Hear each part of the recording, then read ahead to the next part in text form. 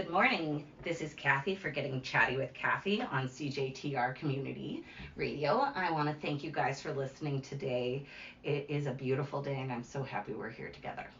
Today we have a guest, Tamsin Johnston. Hello. Hi there, Kathy. How's it going?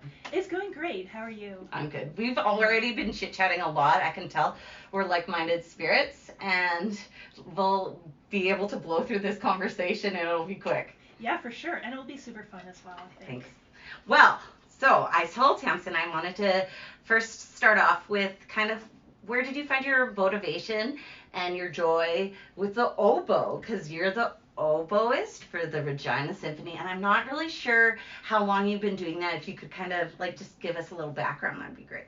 Yeah, you bet. So I have actually been principal oboe of the Regina Symphony Orchestra for about 10 years now. Oh, wow, good for you. I can't believe how fast the time has gone by. And I just have to say, when I first came here, I had taken so many auditions for full-time positions with orchestras. So many. Like, I'm embarrassed to tell you how many. So we're going to leave that. It was good practice. Yeah, absolutely. Get where you needed to go. And you know what? The rejection from that many auditions that didn't work out just made me appreciate the fact that the Regina Symphony decided to take a chance on me as their principal oboe. And I couldn't, like, even 10 years in, I couldn't be happier that I've found my life in this community. I have been playing the oboe since I was 10 years old. 10? Yeah, so I started private lessons. Why the oboe? Why the oboe? Such a good question. So, like every little kid at my elementary school, I played the recorder. You know, I'm sure we've all been I'm sure your parents loved it. Yeah, plastic recorder. But you know what? My mom made me practice that recorder. And I'm glad I did, and I got pretty good pretty quick by like little kid recorder standards. Yeah, so there's a little talent going on there. They saw a little spark. There was a spark, for sure. And I got to go to a summer camp where I could play recorder, sing in choir, do sports, all the things that you do. And 1 hour of the day was devoted to an orchestral wind or brass instrument. And the first day we just tried all the instruments. And like all the little girls, I wanted flute. Couldn't play the flute. I could play the oboe. I liked the oboe, but another girl got the oboe. Well, she ended up, I think, going into engineering. So wasn't her thing. It wasn't her thing. So I was handed a trombone as a consolation prize. Yes, not super into the trombone. Obviously, I am now. We have an incredible trombone section in the Regina Symphony. They're just such amazing musicians. But for 10 years old, I think the first thing I did was blow into it, let go of the slide, which bounced across the room. So magically another oboe appeared, and it was given to me to play, and I really never looked back. In university I went on to music school, and that was just great. That was fun.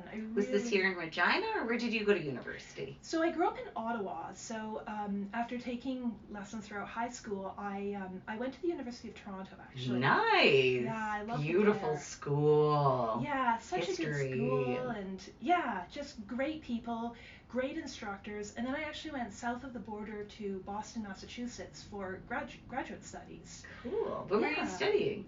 Well, music, just more oboe. Perfect. That's what you like. Yeah, absolutely. I had a really great time in the U.S. I learned a lot. And I started taking auditions when I was still a student. I took many auditions, as I said before. And here I am. That's fantastic. So Yeah. the oboe brought you here? The oboe did bring me here. All by yourself? Yes. That's a brave woman. There was an adjustment period for sure, because I was moving here from Toronto, which is obviously big city, huge metropolis. Right after I won the audition, I told my mom to find me an apartment in Regina, which she did. Oh, thanks, Mom. I know, right? What would we do without moms? And my dad to track down a car for me. So I'd never owned a car before. You need one here. You definitely do, and I needed one to get here. So we packed up this tiny Toyota Echo that was just perfect. You know, I nicknamed it Trusty Rusty. That's the kind of car that it was, and packed with my stuff, and my sister helped me out with the drive, and here I am. Wow, so you pack up Ontario all the way to Regina, Saskatchewan. You have an apartment. I hope that you were impressed at least with the price of it. Compared to Toronto, definitely. Yeah, and size, I imagine, too. Oh, yes. So you have some space and a little more pocket change, I hope. Yeah, for sure. How do you feel about living in a smaller place versus a big place? Well, like I said, it was an adjustment at first. Yeah. Like socially, just in terms of like a city's amenities, but I was coming here as somebody ready to start a job, a professional. So I had a totally different relationship to my surroundings, and I also had the opportunity to figure out what that relationship was going to be like and where was I going to fit in. When I was in music school and taking auditions, I often thought, and I probably said to just about anyone who would listen, that getting an orchestra job, a full-time position with a symphony orchestra, was super important to me because it would provide me with a platform in which to engage in other musical activities, whether that was teaching lessons, A or community coaching. of it. That's just it. And just have that network of other individuals doing what I'm doing, having that same set of values. So I think, yeah, after I kind of adjusted and started meeting people, I realized that there was a huge untapped potential for someone like me coming to this community. Could I say a big fish in a small pond? Well, maybe a medium-sized fish in a slightly smaller I pond. think we're being a little humble here. So you were Oh. able to at least do exactly what you wanted, and did you, over these 10 years, actually, I feel like there must be a community within the symphony. Oh, 100% there is. I have to say, sort of my main like social outlet is my work in a sense, because we just get along really, really well, and we have a lot of fun doing what we're doing. So the symphony's format is a little bit unique compared to other orchestras throughout Canada, both larger and smaller. I didn't know that. Yeah, so we have 12 musicians on like kind of a full-time contract, including myself. So September to June, so like an academic schedule, we receive a salary, benefits. It's a full-time job, so we're playing every week. And we also have a lot of other responsibilities in terms of like programming, what we're going to offer, and we obviously have a huge stake in the Regina Symphony Orchestra being the very best that it can be. So we do take on some extra stuff, and we're happy to, because it just builds a whole new skill set that we might have not been able to obtain otherwise. So that's the 12 of us. And then for the larger Regina Symphony concerts, like at Connexus Arts Center, such as the big Tchaikovsky concert. I was lucky enough to take my daughters to that one. It was incredible. Oh, really? Oh, thank you so much. They flew in a gentleman to play the piano, correct? Like, oh, yes. Yes, it yes, was sure. incredible. That piece is so iconic, Tchaikovsky's Piano Concerto. Oh my God, I never saw it in person before. It's amazing. It's totally different. It took my breath away. Like, I was like, what is going on here? And it was like, for me, like, sorry, I'm butting in just slightly. Oh, not at all. The symphony, going to it, it was the first time. Wow. I'm so happy for you and your kids. Megan made that happen for us. And it was like, wow. what? I didn't realize such incredible thing was here in the city, and I'm born here. Wow. I feel like I was actually telling her how embarrassed I was, because, I mean, when you're a kid, you go to the symphony with your school, or they come to your school. I'm imagining that some of the stuff extra that you would probably go do is the shows at all the schools and all. Like, I couldn't imagine how many hours symphony puts in. But that was my introduction to it, and then there's like this gap, because you're a teenager and you're partying, or you're in your university years, and I didn't go to the symphony. I wasn't in that sort of mindset. And then I had babies, had kids, so now I'm finally able to appreciate the symphony, and I had goosebumps, like goosebumps. Oh, wow. It was incredible. And I've gone to concerts, and that doesn't happen all the time. I know, like, it was you guys are incredible. Oh, thank you so much. Like, I just think it's so cool that you've rediscovered it in such a special way, and that you got to go to that concert, because it was a pretty deadly concert. Tell me your favorite concert, because you guys do so many different, like, I really didn't, like, I went through all of the, like, shows, and there's tons of different genres you guys touch on, and it's interesting.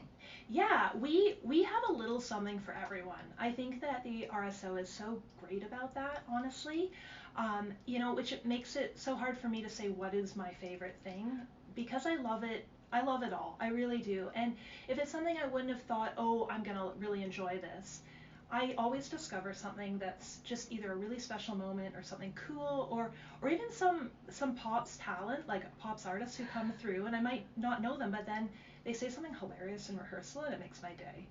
But what I will say is that I think the part of the job that I least expected, or I knew the least about, has since become probably one of my favorite parts of the job itself, and that is all the chamber music that we do. Okay, explain further, because for a novice like me, I don't get that. Well, and that's a common thing that people, they have a sense of what a symphony orchestra is and does. Maybe they go to the masterworks, maybe they go to the pops, maybe they're like you. Your experience was in an educational setting and later rediscovering it. Chamber music is a bit more of a niche offering, I guess, that we do. It's small groups of us.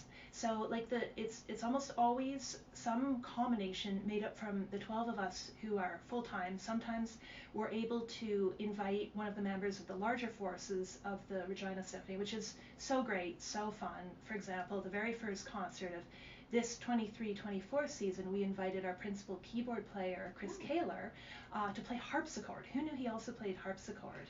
Is that like the little like blowing one or something like that? It's the one where like a piano strikes strings and that's how it makes it sound. A harpsichord actually plucks strings, but it's a keyboard instrument. Ooh, neat. Yeah, and so we did all this repertoire that's really, really old, like 300 years old, before the piano was invented. So that's why we needed to use a harpsichord, which is sort of like an ancestor, I guess. Really? So where did you guys do that? We did it at the government house. A perfect place. Yeah. Like an old place, and then like these traditional songs. Exactly. So can anybody just get a ticket to go to the government house to see something like that? Absolutely.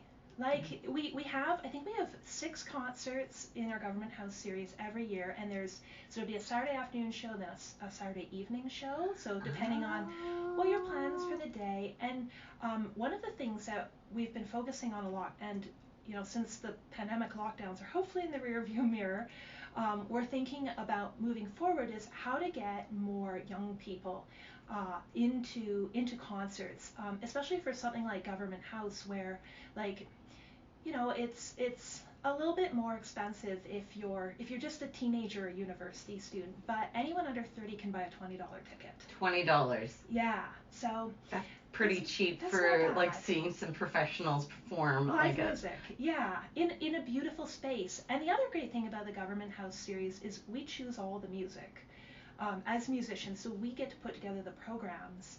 And then we also speak about the programs to our audience. So I think people appreciate that. I think it's like a story to the music.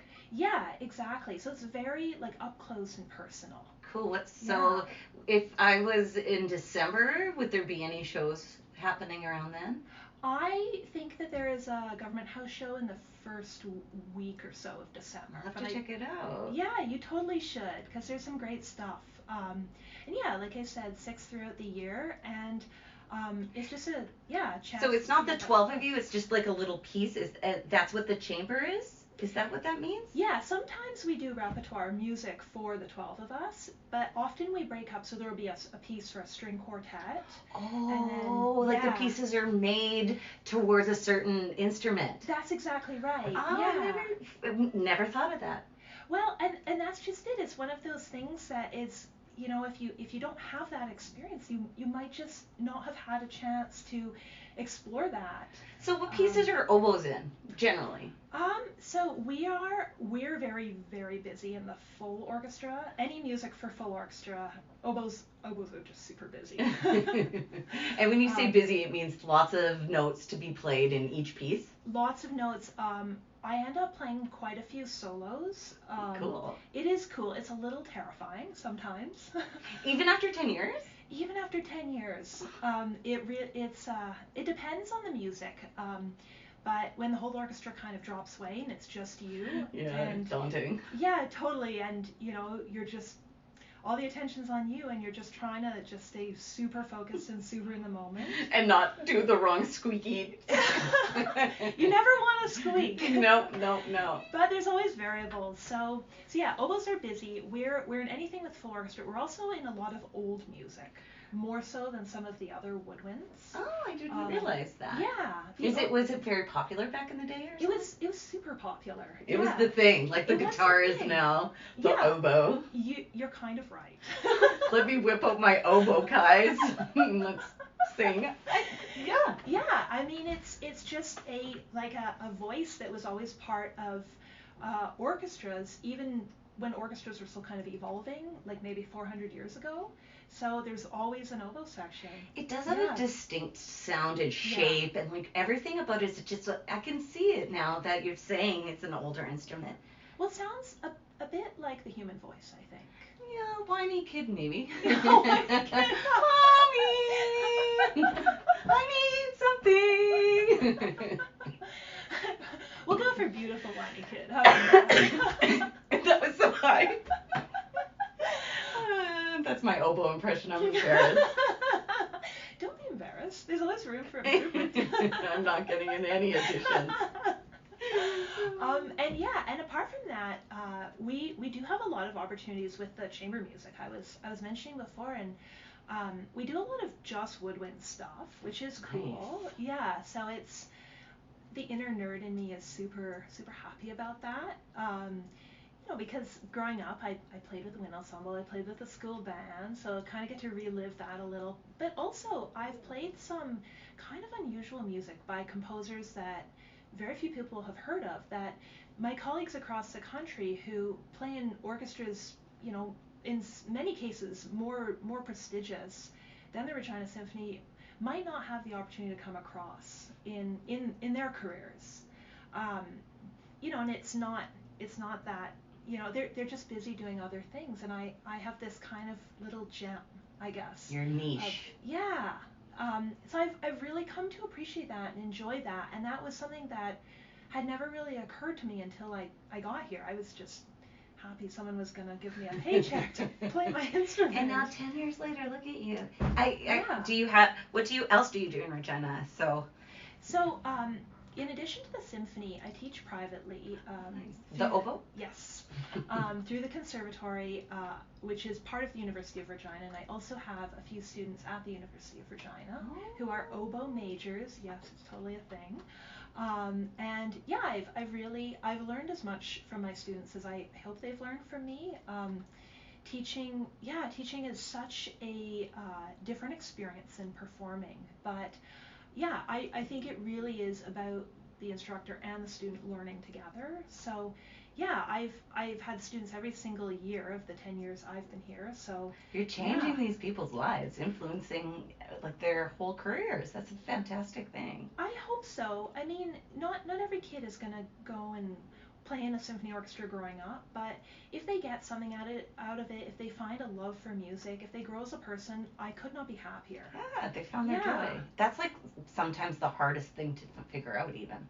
It's so true, and I hope that through studying music they get to know themselves a little better. I think there's a lot of life lessons in pursuing a life where music or another art is part of it, I think. Can you elaborate on that a little? Well, I can try. I mean, my own experience taking auditions and facing rejection and playing concerts and, still having to get up with a smile on my face and take a bow, even if things don't go completely perfectly.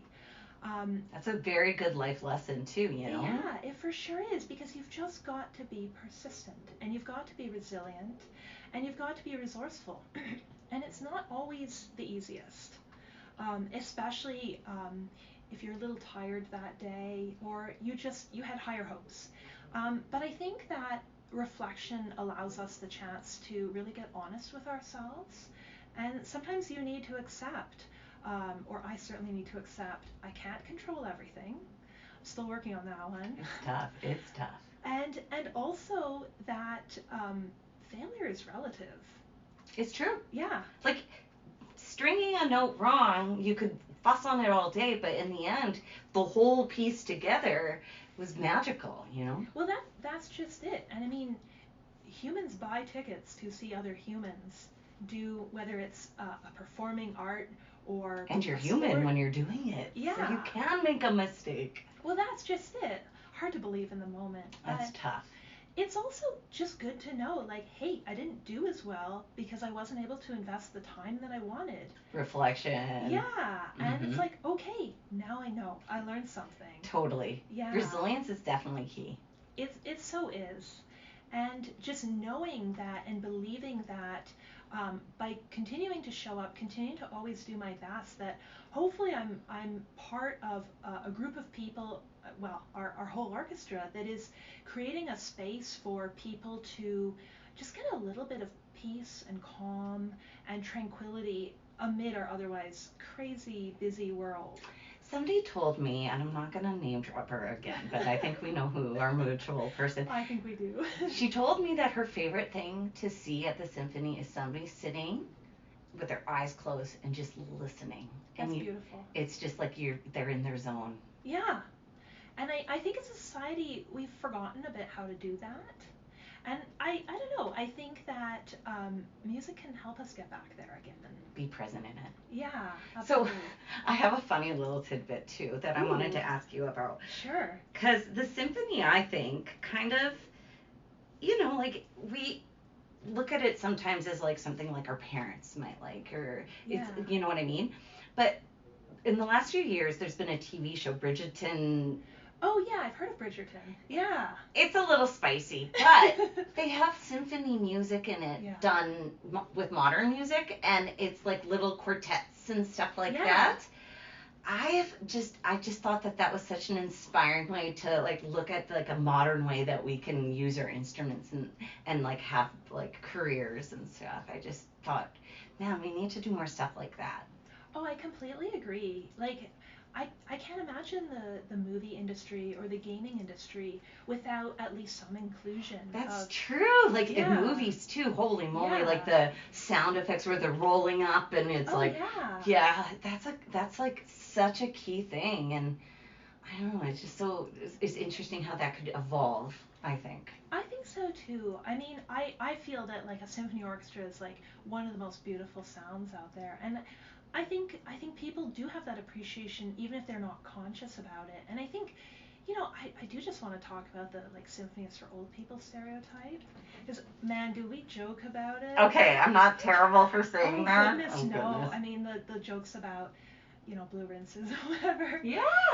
Those are our people. Like, and where would classical music be without people who are at a point in their life, because they've lived many, many years? That's exactly it. Yeah, that they can really make that space into a reflective, introspective space. So that's number one. And secondly, like, I think that we've learned a lot of lessons about, like, elder care and the importance of a social life. And, maybe you can't go on a long walk or play a sport because of where you're at in life, but you can sit and have a beautiful afternoon with your friends at a concert. Well, and watching like 40 some or how many ever people all together doing exactly the same thing. Yeah. It's incredible the like amount of brain power just going on. And taking it in. Yeah. Well, the rhythm and like the melodies being passed around the orchestra. We used to do this wonderful series, I think through Eden Care, where we'd actually go into care homes for people who weren't able to come out anymore. And I hope it comes back because I think it made a difference. I'm sure it did. Lives. My mother-in-law, she just lost her sight, unfortunately. Oh my goodness, I'm so sorry. Yeah. But we were at her house the other day, and my husband can play the guitar. He's been taking lessons. Awesome. And her sister also plays the banjo. So we were just talking, we're like, maybe like music can be something that she can still. It doesn't change when you can't see it. No. So Gus brought out the guitar and Joan loved it. It was like so cool, and he enjoyed. Yeah, it was really good.